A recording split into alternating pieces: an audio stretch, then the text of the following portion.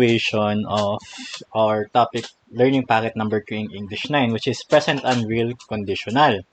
Now, if there is, so let's just review again what is a conditional. So again, what would you do if you have $1,000,000? What would you do if you have a job? What would you do? So that kind of question. So basically, di ba? What if you don't have a job? What if you don't have $1,000,000? So posible.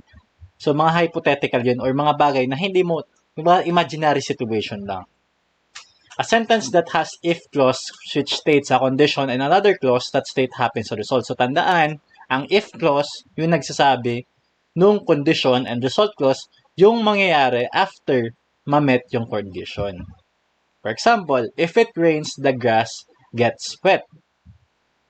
If the ball drops, it bounces. So again, may simple yan ang kundi sample kang conditional. So yan.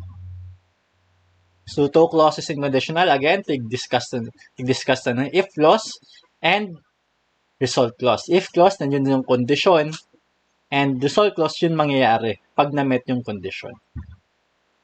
Conditional sentence have if clause yan. So, if people get stressed, they do yoga or meditation technique. So, present unreal conditional.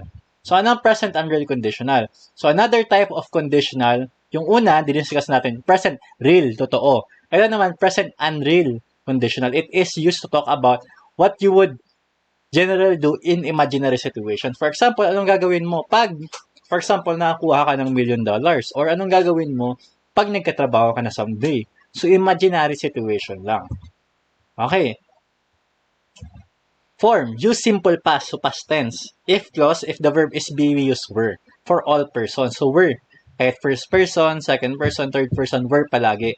And use could, might, would, plus base form. Example, if I got, so ang got past tense po, a job, I would help. Would plus base, baka pang would helping, would help with ed will be helping. So, mali po yun. Would help other people. So, would plus base form. But, imaginary lang to. Kasi, you still don't have a job. For example, what would you do if you know how to play the guitar? But, in reality, di ka man marunong mag-play ng guitar.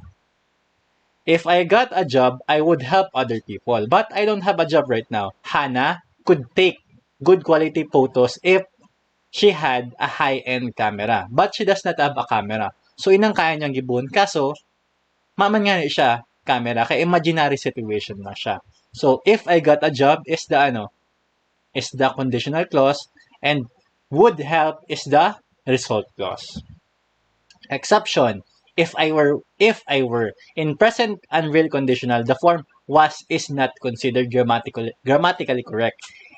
In written English, it is tested, and in testing situation, you should always use were. For example, kaya yung sa kanta, if I were a boy, di ba po?